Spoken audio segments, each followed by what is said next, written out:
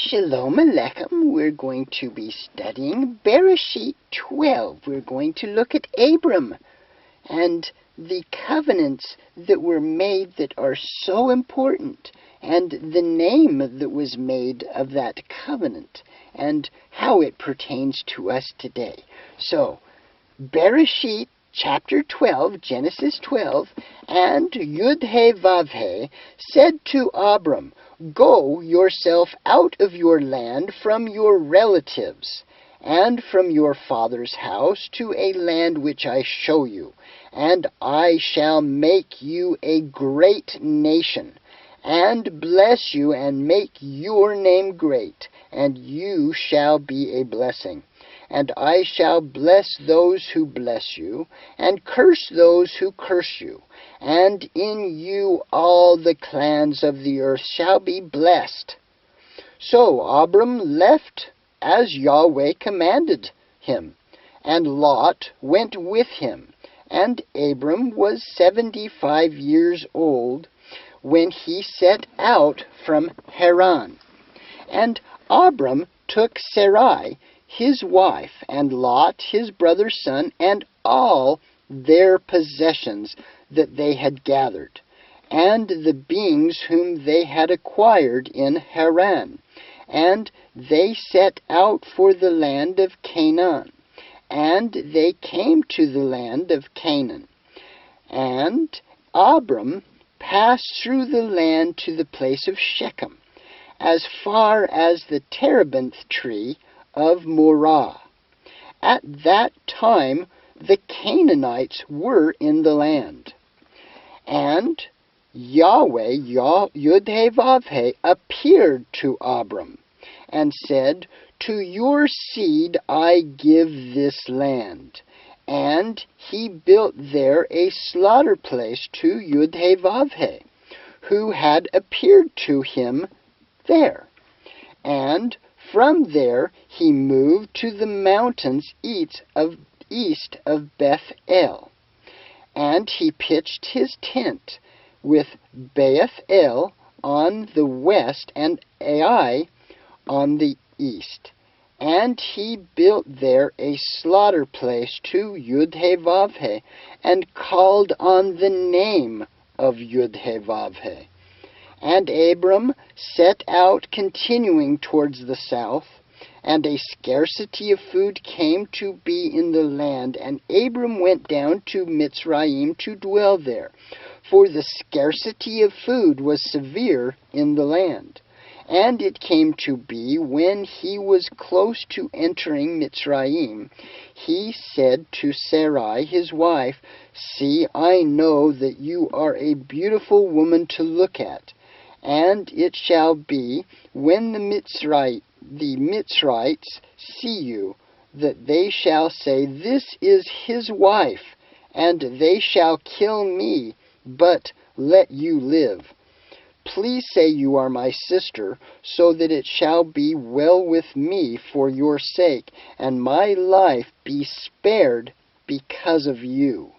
And it came to be, when Abram came into Mitzrayim, that the Mitzrites saw the woman, that she was very beautiful. And Pharaoh's officials saw her and praised her before Pharaoh, and the woman was taken to Pharaoh's house. And he treated Abram well for her sake.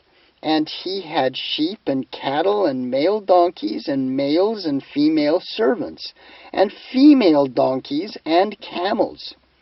But Yud-He-Vav-He plagued Pharaoh and his house with great plagues because of Sarai, Abram's wife. And Pharaoh called Abram and said, "What is this that you have done to me? Why did you not inform me that she was your wife? Why did you say, 'She is my sister'? And so I was going to take her for my wife. Look, here is your wife, take her and go." And Pharaoh commanded his men concerning him, and they sent him away, and his wife, and all that he had. Now, first we must take note that at this point in Abram's life, he had a great deal of possessions. Now let's turn to chapter 15, and we're going to start in verse 1. After these events, the word of Yud-Heh-Vav-Heh came to Abram in a vision. So it says after these events, you're going to have to go back and read chapter 14 of Bereshit. But after these events, Yud-Heh-Vav-Heh came to Abram in a vision, saying, "Do not be afraid, Abram. I am your shield. Your reward is exceedingly great." And Abram said, "Master Yud-Heh-Vav-Heh, Yahweh, what would you give me, seeing I go childless, and the heir of my house is Eleazar of Damascus?" And Abram said, "See, you have given me no seed, and see, no one born in my house is my heir. And see, the word of Yahweh came to him, saying, This one is not your heir, but he who comes from your own body is your heir." And he brought him outside and said, "Look towards the heaven and the heavens, and count the stars, if you are able to count them." And he said to him, "So are your seed." And he, Abram, believed in Yud-Heh-Vav-Heh, and he reckoned it to him for righteousness. That is a key scripture. And he said to him, "I am Yud-Heh-Vav-Heh, who brought you out of Ur-Kasdim to give you this land to inherit." That's the land of Ur of the Kasdim. And he said, "Master Yahweh, whereby do I know that I possess it?" And he said to him, "Bring me a 3-year-old heifer, and a 3-year-old female goat, and a 3-year-old ram, and a turtle dove, and a young pigeon." And I'll bet Abram just had each one of those. They were his favorites. And he took all these to him and cut them in the middle and placed each half opposite the other. But he did not cut the birds, and the birds of prey came down on the carcasses. And Abram drove them away. These were unclean birds, carrion, vultures, and eagles, etc. And it came to be, when the sun was going down, and a deep sleep fell upon Abram, that, see, a frightening darkness fell upon him. And he said to Abram, "Know for certain that your seed are to be sojourners in a land that is not theirs, and shall serve them, and they shall afflict them 400 years. But the nation whom they serve I am going to judge, and afterwards let them come out with great possession. Now as for you, you are to go to your fathers in shalom, in peace. You are to be buried at a good old age. Then in the 4th generation they shall return here, for the crookedness of the Amorites is not yet complete." And it came to be, when the sun went down and it was dark, that seeing a smoking oven and a burning torch passing between those pieces, on the same day Yahweh made a covenant with Abram, saying, I have given this land to your seed from the rivers of Mitzrayim, Egypt, to the great river of the Euphrates. With that in mind, well, let's finish it out because it gives some names, which I always find interesting. We'll read that last verse again. This is Genesis 15, verse 18. On the same day, Yahweh made a covenant with Abraham, saying, I have given this land to your seed from the river of Mitzrayim to the great river Euphrates, with Canaanite, and the Kenizzites, and the Codmanite, and the Hittites, and the Perizzites, and the Rephaim, and the Amorites, and the Canaanites, and the Girgashites, and the Jebusites. And some of these are even the descendants of Abraham himself. That's quite interesting. All those seeds were perverted by one of his great-grandchildren, whose name was Amalek, who became the Amalekites, who was a sexual conquistador, if you will, and he mixed the seed of all the granddaughters of Abraham and perverted many of the lines. And that's why Yud-He-Vav-He said, annihilate and wipe out the name of Amalek from off the earth. Now, in Bereshit chapter 17, it's going to talk about the covenant. Chapter 17, and it came to be when Abram was 99 years old that Yud-He-Vav-He appeared to Abram and said to him, I am El Shaddai. Walk before me and be perfect, and I give my covenant between me and you, and shall greatly increase you. And Abram fell on his face, and Elohim spoke with him, saying, As for me, look, my covenant is with you, and you shall become a father of many nations. And no longer is your name called Abram, but your name shall be Abraham, because I shall make you a father of many nations, and I shall make you exceedingly fruitful, and make nations of you, and sovereigns shall come from you. And I shall establish my covenant between me and you and your seed after you in their generations, for an everlasting covenant, to be Elohim to you and your seed after you.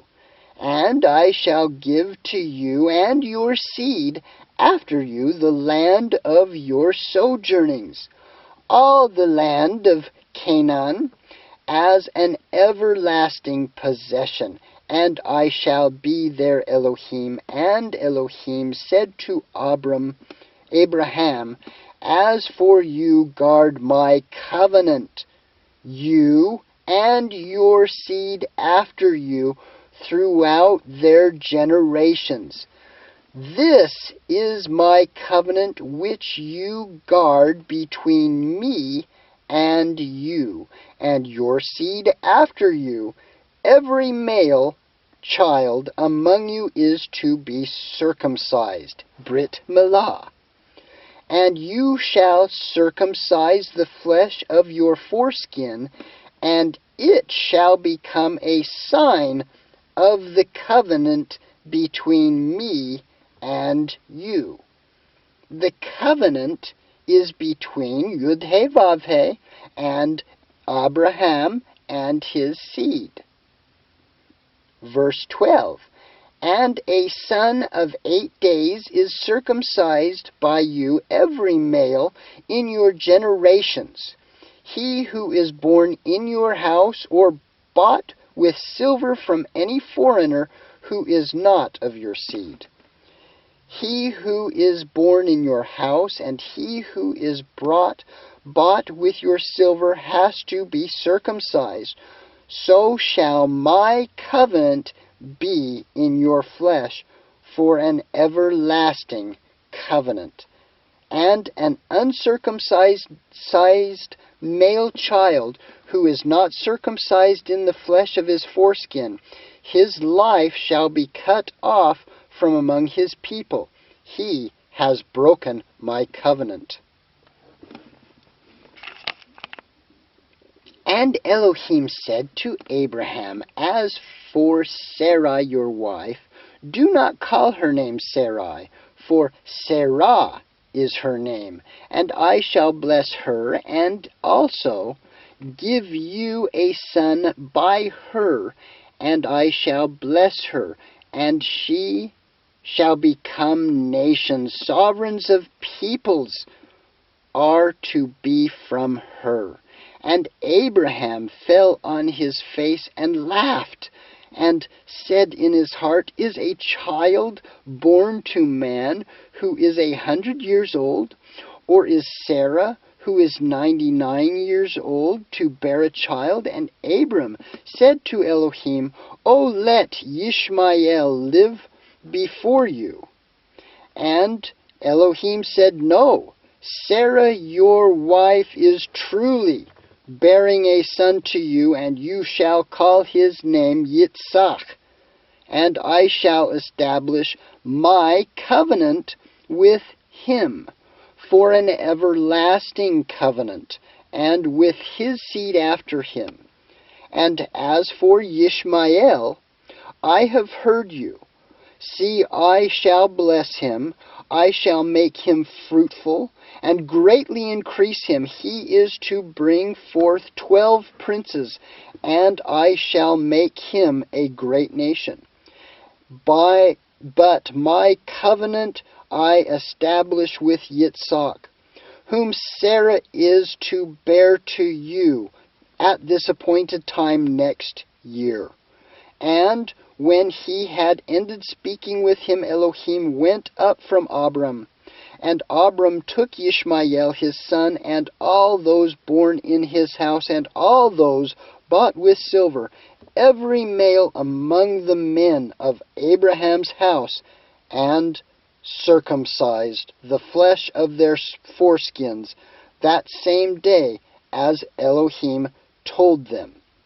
And Abraham was 99 years old when he was circumcised in the flesh.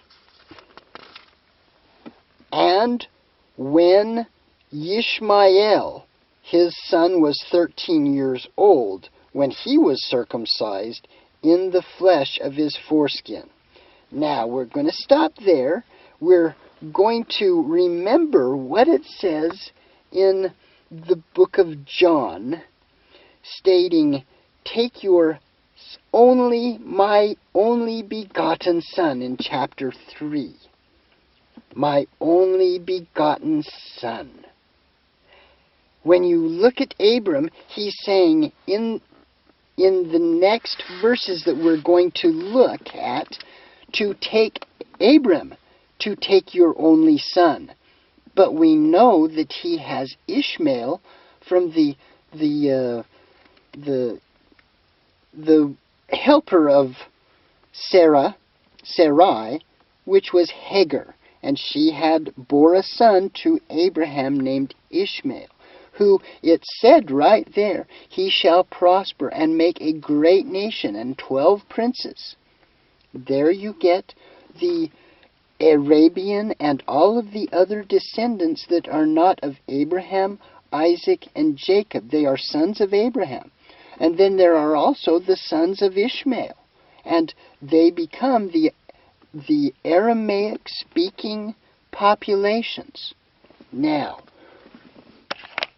let's turn to Genesis 22, Bereshit 22, and it came to be after these events that Elohim tried Abraham, and said to him, Abraham. And he said, Here am I, Hineni. And he said, Take your son, now your only son, Yitzhak, whom you love, and go to the land of Moriah, and offer him there as an ascending offering on one of the mountains which I command you. And Abram rose early in the morning and saddled his donkey and took 2 of his young men with him, and Yitzhak his son. And he split the wood for the ascending offering, and arose and went to the place which Elohim had commanded him. And on the 3rd day Abraham lifted his eyes and saw the place from a distance. So Abraham said to his young men, Stay here with the donkey, while the boy and I go over there and worship, and come back to you. And Abram took the wood of the ascending offering, and laid it on Yitzhak his son, would be on his shoulders. And he took the fire in his hand, and a knife, and the 2 of them went together. So they're walking up Mount Moriah. He has his knife. He has Yitzhak, his son, carry the wood for the offering, and he's carrying the fire. Verse 7, And Yitzhak spoke to Abraham his father, and said, My father. And he said, Here am I, my son. And he said, See the fire and the wood, but where is the lamb for the ascending offering? And Abram said, My son, Elohim does provide for himself the lamb for an ascending offering. And the 2 of them went together. And they came to the place which Elohim had commanded him. And Abraham built a slaughter place there, and placed the wood in order. And he bound Yitzhak his son, and laid him on the slaughter place upon the wood. And Abram stretched out his hand, and took the knife to slay his son, but the messenger of Yud-He-Vav-He called to him from the heavens, and said, Abraham, Abraham. And he said, Hineni, here am I. And he said, Do not lay your hand on the boy, nor touch him. For now I know that you fear Elohim, seeing that you have not withheld your only son from me. And Abraham lifted his eyes and looked, and saw behind him a ram caught in a bush by its horns. And Abraham went and took the ram, and offered it up for an ascending offering instead of his son. And Abraham called the name of this place Yahweh Yireh, as it is said to this day, On the mountain Yahweh provides. And the messenger of Yahweh called to Abraham a second time from the heavens, and said, By myself I have sworn, declares Yud-He-Vav-He, because you have done this, and you have not withheld your son, your only son, that I shall certainly bless you, and I shall certainly increase your seed as the stars of the heavens, and as the sands which is on the seashore, and let your seed possess the gates of their enemies, and in your seed all the nations of the earth shall be blessed, because you have obeyed my voice. Then Abraham returned to his young men, and they rose up and went together to Beersheba, and Abraham dwelt there at Beersheba. Now, we're going to stop there. This is something that is quite interesting. He takes Yitzhak with the wood, the fire, and goes up into the place. And then in verse 19 it says, Then Abraham returned to his young men, and they went up and went together to Beersheba.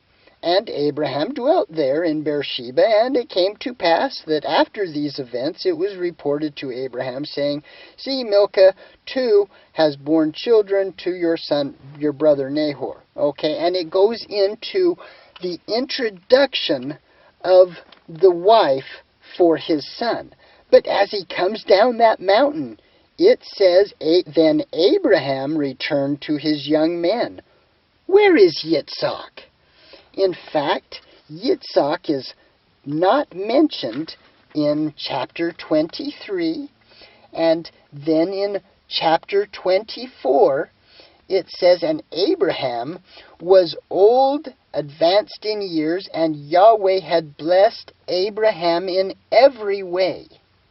And Abraham said to the oldest servant of the house, I would think that would be Eleazar, who ruled over all that he had, Please put your hand under my thigh, so that I make you swear by Yud-He-Vav-He, the Elohim of the heavens and the Elohim of the earth, that you do not take a wife for my son from the daughters of the Canaanites among whom I dwell, but go to the land and to my relatives, and take a wife for my son Yitzhak.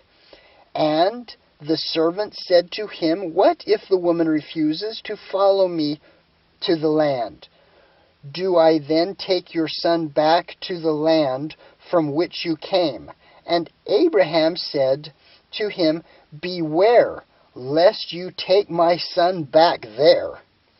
Yahweh Elohim of the heavens, who took me from my father's house and from the land of my relatives, and who spoke to me and swore to me, saying, To your seed I give this land, he sends his messengers before you, and you shall take a wife for my son from there.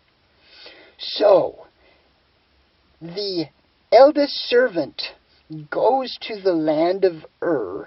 He takes camels. It's a large procession of camels.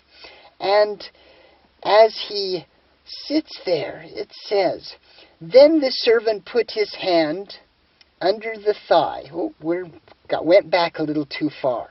Okay, verse 10. And the servant took 10 of his master's camels and left, for all the master's good gifts were in his hand.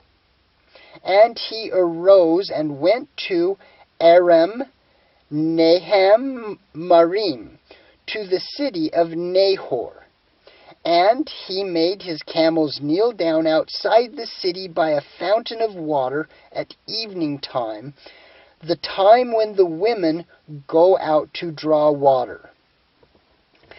And he said, Yahweh Elohim of my master Abraham, please cause her to meet before me this day, and show loving commitment to my master Abraham. And then he puts a very puzzling question. He made a statement, a prophecy, if you will, that came true immediately. He said, Yahweh Elohim, my messenger, of my master Abraham, please cause her to meet before me this day and show loving commitment to my master Abraham. See, I am standing here at the fountain of water, and the daughters of the men of the city are coming out to draw water.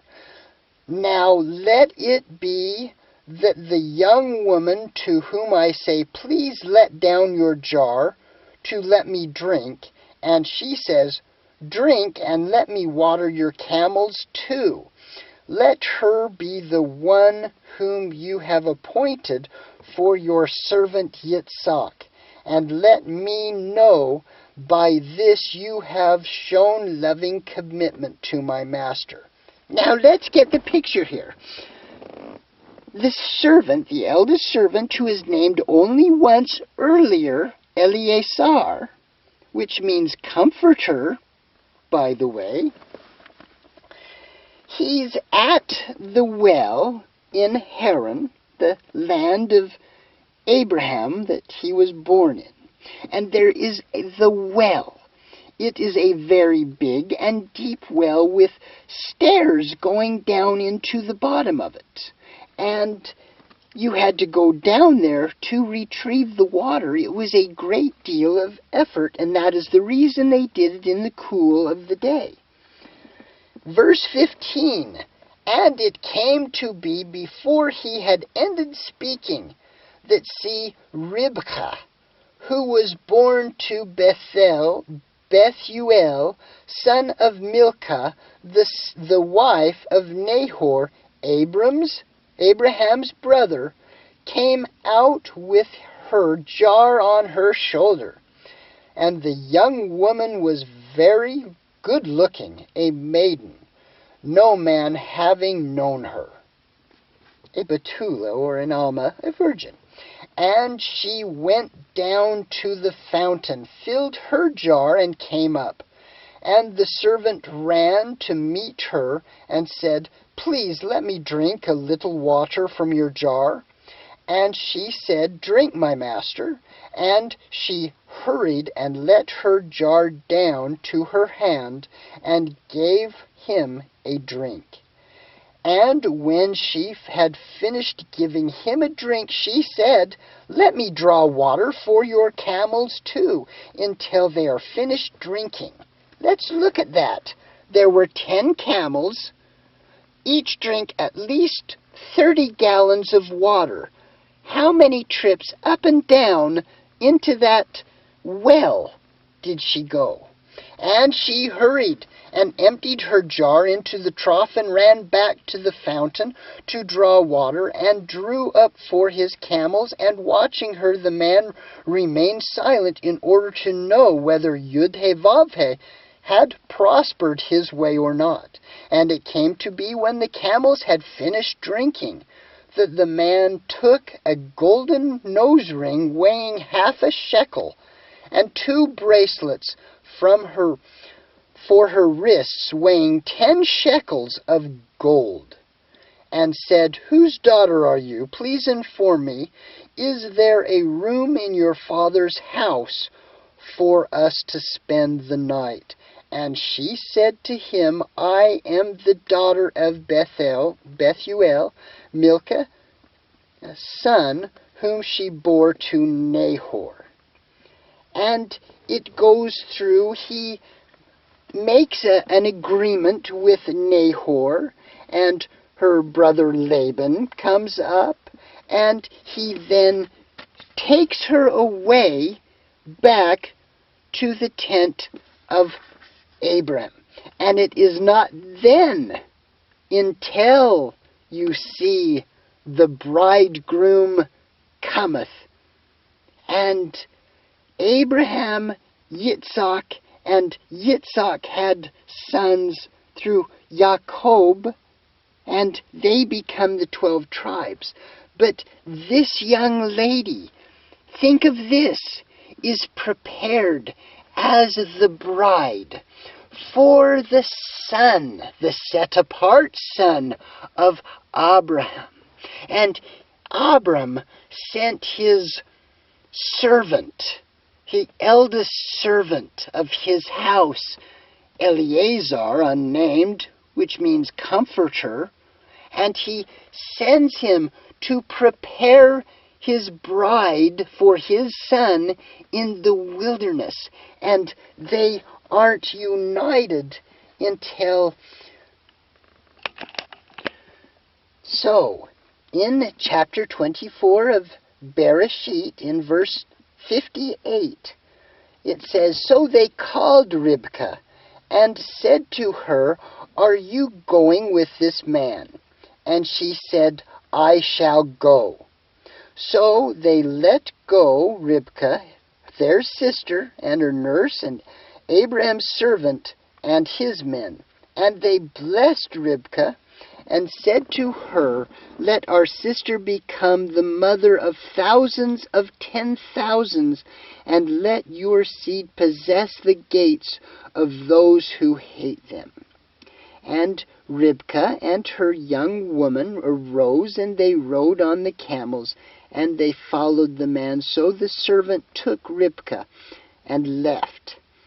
And, 62, Yitzhak came from the way of Beer Lahai Roi, for he dwelt in the south. And Yitzhak went out to meditate in the field in the evening. And he lifted his eyes and looked and saw the camels coming. And Ribkah lifted her eyes, and when she saw Yitzhak, she dismounted from her camel, and she had said to the servant, 'Who is this man walking in the field to meet us?' And the servant said, 'It is my master.' So she took a veil and covered herself. And the servant told Yitzhak all the matters he had done. And Yitzhak brought her into his mother Sarah's tent. And he took Ribkah, and she became his wife, and he loved her. Thus Yitzhak was comforted after the death of his mother.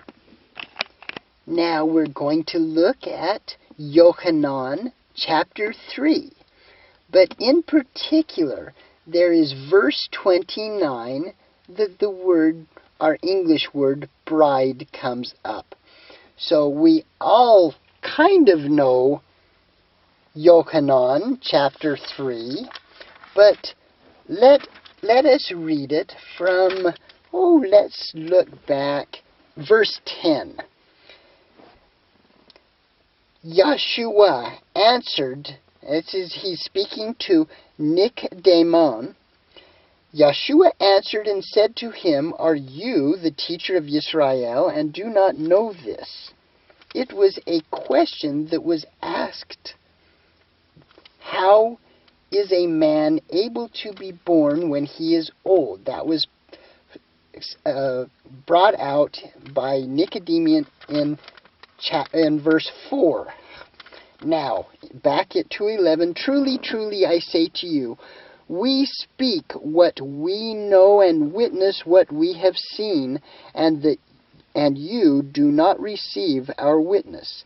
And if you do not believe when I spoke you about earthly matters, how are you going to believe when I speak to you about heavenly matters?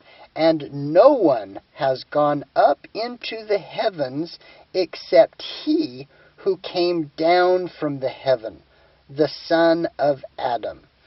And as Moshe lifted up the serpent in the wilderness, even so the Son of Adam has to be lifted up, so that whoever is believing in him should not perish, but possess everlasting life. For Elohim so loved the world that he gave his only brought forth Son, so that everyone who believes in him should not perish, but possess everlasting life. For Elohim did not send his Son into the world to judge the world, but that the world through him might be saved. He who believes in him is not judged, but he who does not believe is judged already, because he has not believed in the name of the only brought forth Son of Elohim. And I believe that is what Abraham believed. In verse 19 it says, "And this is the judgment, that the light has come into the world, and men love darkness rather than the light, for their works were wicked.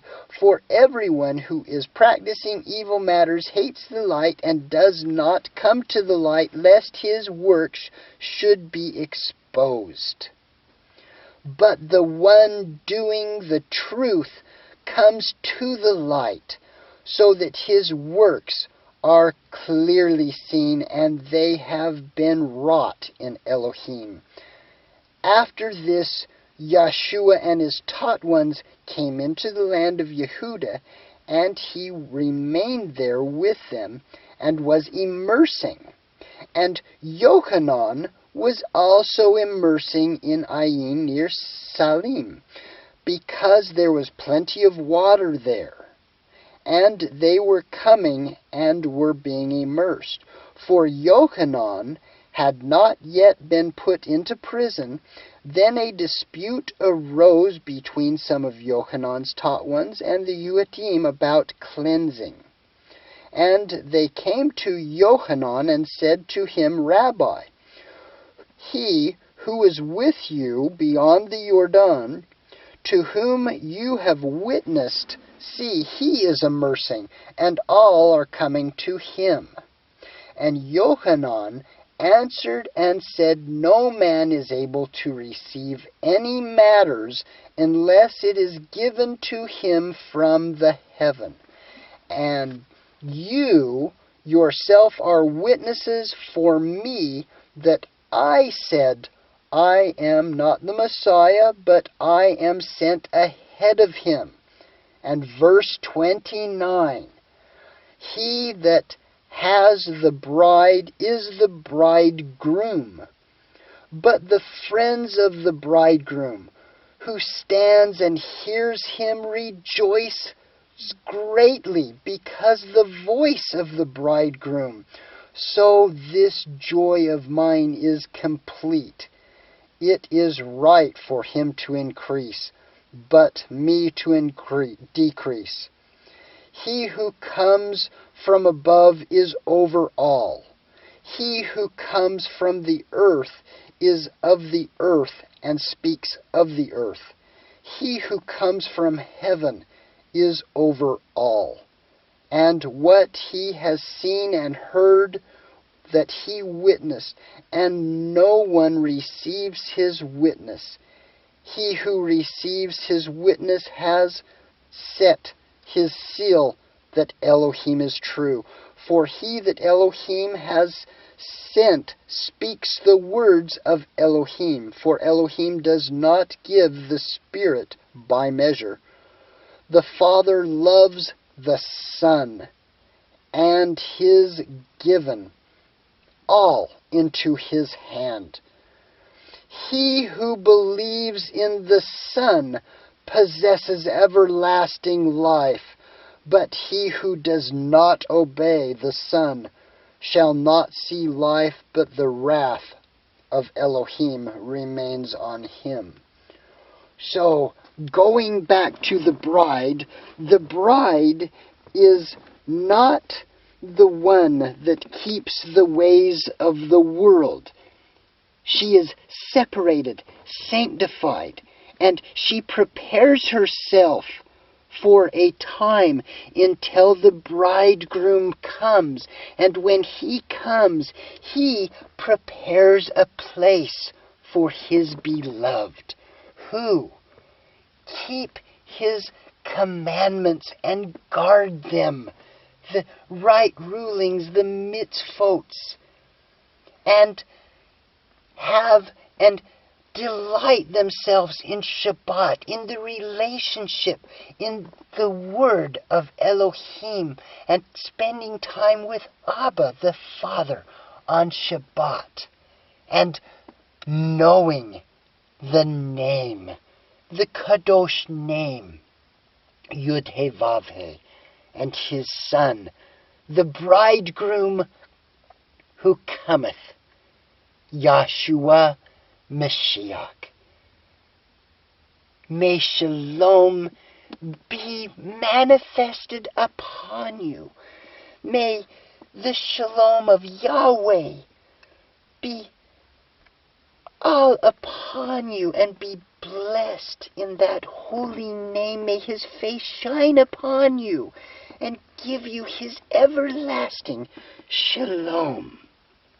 Yivareka Yahweh v'yishmareka, Ya'er Yahweh panav eleka v'huneka, v'yasem lecha shalom. Now, as wise maidens, prepare yourselves and have the oil of the Ruach with you, so when you go to meet the bridegroom, to be at the place that he has prepared for us, we have the oil needed, and we don't have to go to the merchants to purchase some and get locked outside the gate. We must eagerly seek his return and have an expectation of the imminency of the day of Yahweh. Prepare yourself as a bride and come out of Babylon, O my people. Shalom.